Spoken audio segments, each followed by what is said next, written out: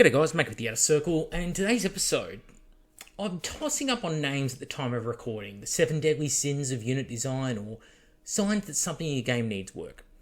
But with the Beta Garmin book coming out, we have a host of new rules for characters and for armies, both good and bad, and I think it's a good time to talk about the realities of Warhammer game and unit design, and to some extent design in general.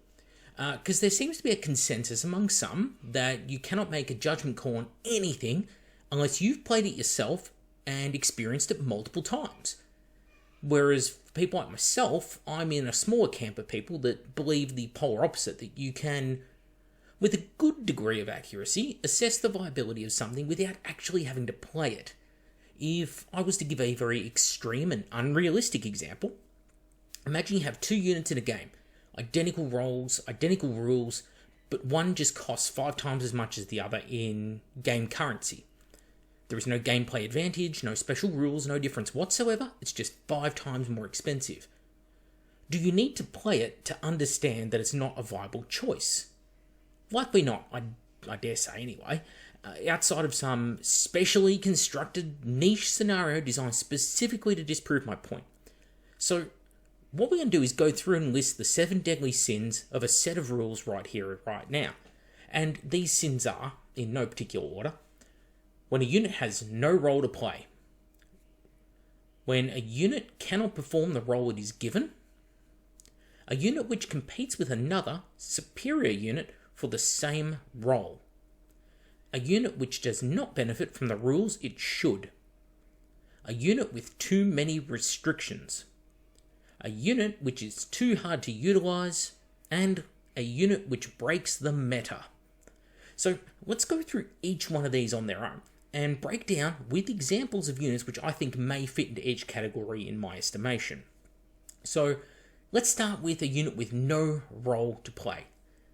This would be something like, for example, Inductii, because there is nothing that they can do in pretty much every instance that can't already be done better by assault or despoiler units.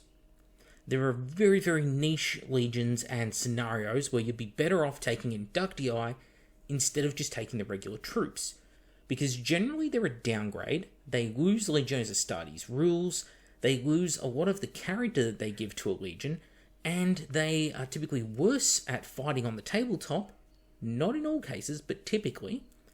And they also have no decrease in points. And when you take all of these things into consideration, what is the actual role they bring to the battlefield? Well, they don't bring anything. What they do is they add flavour to the game. And that's its own separate conversation to have. But from a purely pragmatic gameplay perspective, a unit like that is just pointless to have. Because what you should be doing is being given something else instead. The second sin was a unit which cannot perform the role it is given. So an example of this might be the Kennetai Bladed Cult of the Thousand Suns. It's designed as a unit which is meant to mince other elite units. It's got psychic powers designed to buff them and amplify them, make them better at doing that job.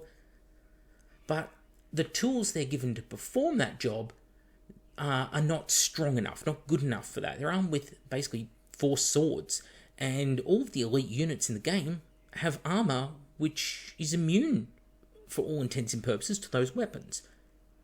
And because of this, the unit is unable to actually perform the job that it's been given. And so if it can't perform the job it is given, well, why is it being written this way? Something needs to be changed, FAQ'd, worked on to fix the unit. The third deadly sin was a unit which competes with another superior unit for the same role. And we sort of alluded to it a little bit with the tactical squads versus Inductii. But where I think this really shines is when you look at, say, Terminators, and specifically Elite Legion Terminators. In most circumstances, Legion-specific Terminators are so far superior to the regular kind that you're just going to take the Legion Terminators. Now, this isn't always true. There are niche cases where it's done perfectly, and that would be something like the Gorgon Terminators, where they are a complete side grade and they perform a slightly different role on the battlefield to your regular Terminators. They've traded armor for Feel No Pain, and they've traded off having that ability to run down units for that ability to have the Gorgon armor. So that's an interesting niche they've carved out. Whereas if I look at something like Viragia Terminators, and I compare them and contrast them with the regular Legion Terminators, well, they've got more attacks, they've got a higher weapon skill. Of course, the weapon skill is just king this edition. They can take an excellent combination of weaponry. In fact, they've got more options available to them than regular Legion Terminators. What is there to encourage me beyond policing my own actions or trying to run a thematic force with a different flavour? What is just stopping me from taking Viragia all the time? There is nothing that regular Terminators can do better than that unit. The only instance might be if I really want Tartarus armor. And that's about it. And so if you're in a situation where it's just, hey, this unit is just better, what do you think is going to happen most of the time? And this is an issue we see across multiple systems in the game, where it's like, here is an awesome unit, but this one does everything they do and better. People will just gravitate that way. Another rule in my little 7 Deadly Sins is when a unit does not benefit from the rules which it should. Now, what do I mean by that? Does not benefit from the rules which it should? Well, in this instance, I would say something like the Raven Guard Elite Legion units perfectly fall into this category, where you have a unit like the Mordathan, who already have Infiltrate, so they gain nothing from the Legion rules.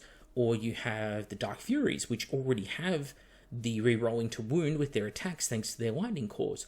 So neither unit gains anything from having their Legion rules. In which case you say, why didn't you write them differently or arm them differently to actually take advantage of the Legion rules? Because as it plays, those units aren't unique and special because they're Raven Guard. They would be just as good in any other Legion because they gain nothing from being Raven Guard. In fact, they would be improved in certain other legions because they would get additional abilities. If the Alpha Legion was to use mutable tactics, for example, to take them, then those units are going to count as being several inches further away from their enemies than they otherwise normally would be, which is great for when you're being shot at, which is very important to a unit which is armed all with shooting weapons, or an assault unit which wants to close the distance whilst getting shot the least amount of times possible. Advantages to both units, and yet neither of them benefit from their Legion rules. And that's why that's a deadly sin. Next, we have a unit with too many restrictions, and boy, there's a lot to pick from here. But the one I'm going to pick is out of the Siege of Cathonia book, and that's going to be the Decurions. These are the 2 tank commander miniatures. What happened here was they wanted to bring out a sort of upgrade commander for the vehicles. And what happened was we got a unit which does upgrade the vehicles they're in, but they're highly restricted onto what weapons and to what vehicles this applies. And it's a very, very small list.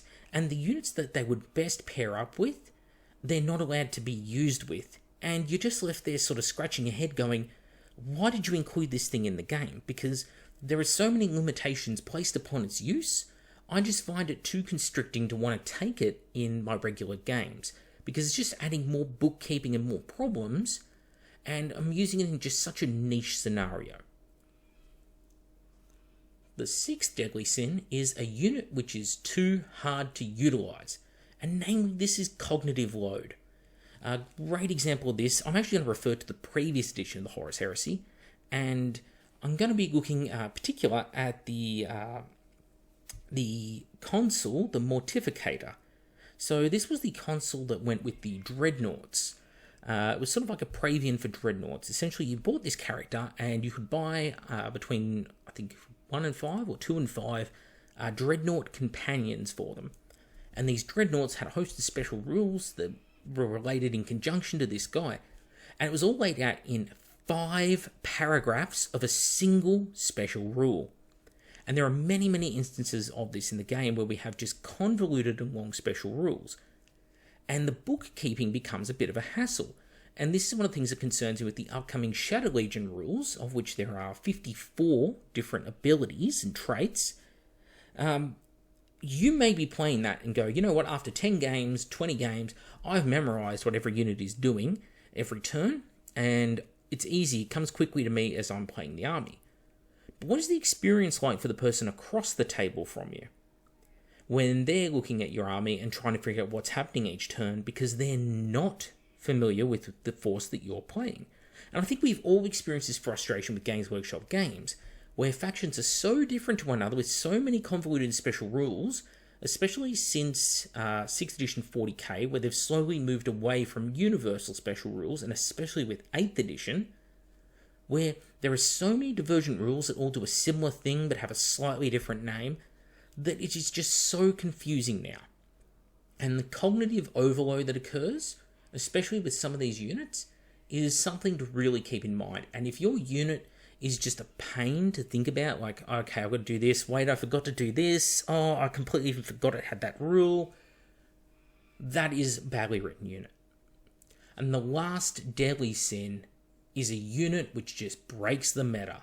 What does this mean? It means just take 5 of it and you win your games. And Heresy, it has it in the Contemptor Dreadnought. Perfect example.